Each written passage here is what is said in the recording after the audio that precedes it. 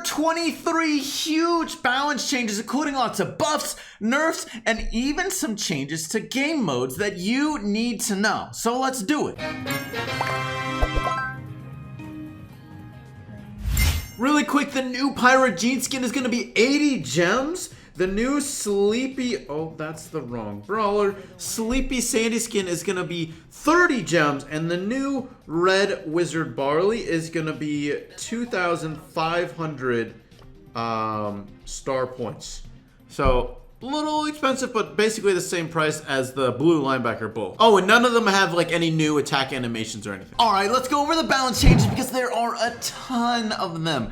23 in total. Let's start off with the nerfs, then the reworks, and then the buffs. All right, the biggest nerf has got to be to 8-bit, who's getting a reload speed nerf about 15%. Definitely gonna affect him a lot. He did so much damage, so I think it was justified. But also Extra Life is getting a nerf. Now, when Extra Life, whenever he respawns with 0 ammo, which Extra Life is now probably gonna suck in 3v3, which I think is fine, but it was overpowered in Solo Showdown, and you could honestly take out a whole Ike turret by yourself as 8-bit with the star power, so safe to say it was definitely broken and it needed to be nerfed, so this is a great change. Bibi's getting a small nerf to her home run star power. Instead of it being a 15% speed increase, it's now going to be a 12% speed increase. I think this was probably the right way to nerf Bibi. She's one of the best brawlers for a long time,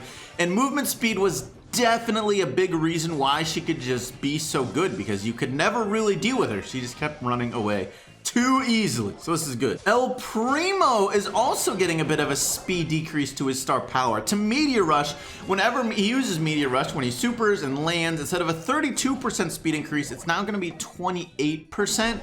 I don't entirely think this was that needed, but it was kind of crazy fast, so maybe looking at the stats, I guess, it was too strong, and they decided to nerf. And there's another movement nerf, this one to Mortis. Now Coiled Snake takes 3.5 seconds to charge instead of 3.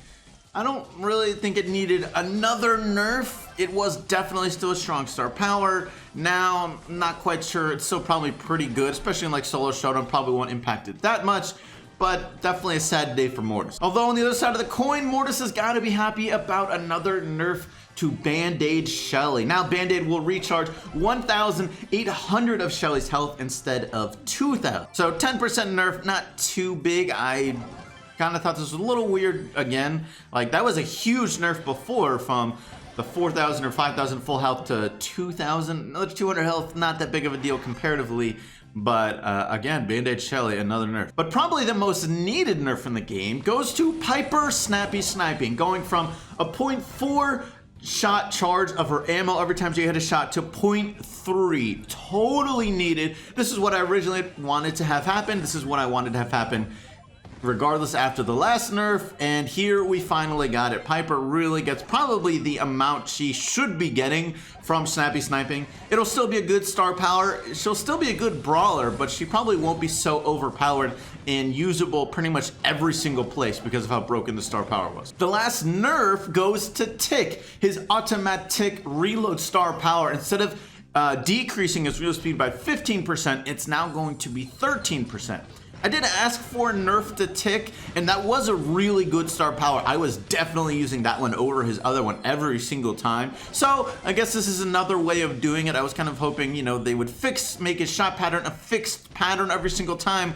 Still waiting for that. I'm still gonna ask for that every single time I ask for balance changes, probably because it is needed in the game, but it's not happening this update. All right, now there's two brawlers who are both getting buffs and nerfs. The first one goes to Poco, who's getting a buff to one of his star powers and a nerf to the other. Screeching Solo is getting a 20% nerf, going from 1,000 damage to 800 damage every time he hits someone, and then Da Capo, and then his other healing star power is going from 500 health to 600 health every time he heals someone. A 20% buff to one, 20% nerf to the other. Poco It's all perfectly balanced, right? The other brawler is Carl, who's getting a little bit over a 3% increase to his damage, going from 580 to 600. Not a big increase, but also he's getting a cooldown timer of half a second on his throws. Between his throws, basically, if you were spamming your shot against a wall, specific scenario is like in boss fight.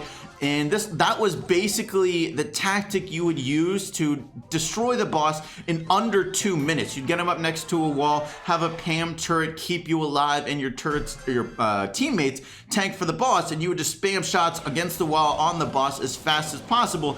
Now, not quite gonna be as strong. I don't know how big of a nerf exactly that is to that tactic.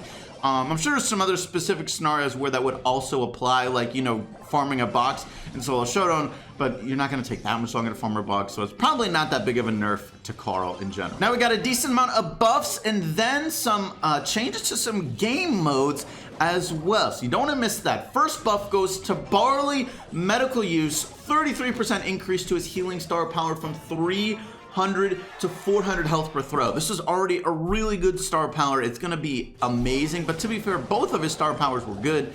I don't really think this needed a buff. Maybe, I guess, looking at the stats. Here's what I'll say. Most low trophy people don't know how to use Barley very well, so maybe that's where this buff came from. Brock's Incendiary star power is getting a damage per second increase from 400 to 500, 25% increase, so definitely solid for him. I'm pretty sure the reason for this was to basically make both star powers more equal. People were mostly taking Rocket number 4 over the other star power almost every time, not quite, but now his other star power is gonna probably definitely be better in modes like Heist, where you can get every single damage from that Incendiary star power on the Heist. So that's gonna be 1500 damage per shot extra on each safe or the Ike for Brock. So definitely solid for him in those modes. Crow is getting a buff to both of his star powers. Extra Toxic is going from a 10% decrease in enemy damage to 13%. I'm actually really glad they're buffing the star power. I think it was pretty weak and most people never really felt the effect of it that much. Not sure if this is gonna be enough, honestly, but we'll have to see. Carrion Crow is also getting a 20% damage increase from 100 damage to 120. I think we're all probably pretty happy to see at least small Crow buffs. Again, they are to his star powers. He's not gonna be that much stronger, but it will definitely help some. Rosa's also getting a buff, which, okay, one of these is definitely justified, but I don't really think Rosa needed a buff. Rosa's getting a 4% about health increase.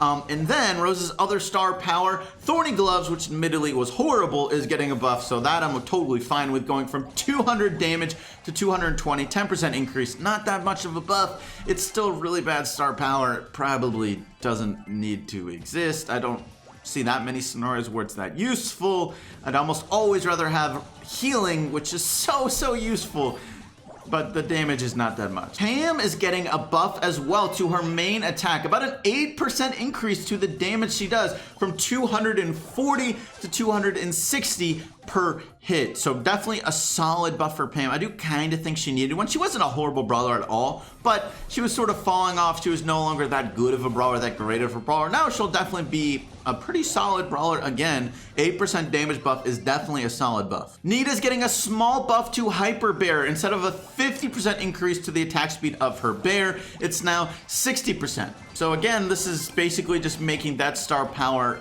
a little bit more strong compared to the other one. Her first star power was definitely a better star power and was used way more often. So this is hopefully just trying to make them more balanced. We'll see if that really tends to be the case. I guess maybe you'll be a lot more likely to use Hyper Bear in modes like in Siege or in Heist, specifically, really Heist probably. But we'll see. All right, now for the changes to the game modes. The first one is to Showdown, and now the maximum amount of power cubes a brawler can drop is 5. You cannot drop anything over 5 power cubes. Even if you have 100 power cubes and you die, you will only drop 5. Why did they do this? I guess they were just trying to nerf specific scenarios. Basically, this is really only going to affect the Robo modifier in Showdown. Otherwise, it's probably not that big of a deal. It's probably mostly in Duo Showdown as well. A big change to Siege, where now invisibility, like a Leon super or a Sandy super, will no longer affect the Ike turret. I think this was needed specifically because of Sandy, right? Leon didn't really matter that much. He wasn't game breaking at all in Siege, but Sandy would have been, maybe still will be, but probably not really, because now you can't just take shots on the Ike turret with your whole team and have the Ike turret not even fire back, which would have been pretty broken. But no, it's not possible. We also have a change to boss fight, where now the rocket attack the boss fires, instead of targeting the furthest enemy, or in your case, person on your team, it will now target the closest enemy, which I'm actually really annoyed by this change. I think this is going to completely kill tanks in boss fight, which is really upsetting because you don't ever want to be hit by the rocket. It does so much damage, and if you ever die, it's a huge detriment to your team. So now every brawler that, you know, does most of their damage in very close range to the boss is going to struggle a lot more probably. But I guess we'll just have to really see and try it out. And hey, if you made it this far, here's a huge screenshot summary that you can take of every single change I just talked about. But I'll also list a link to download this picture down below in the description if you want to do that. Remember, if you want to see more sneak peeks, definitely subscribe so you don't miss it. That is going to be it for today's video though. Thank you so much for watching. I do hope you enjoyed, and I'll catch you later.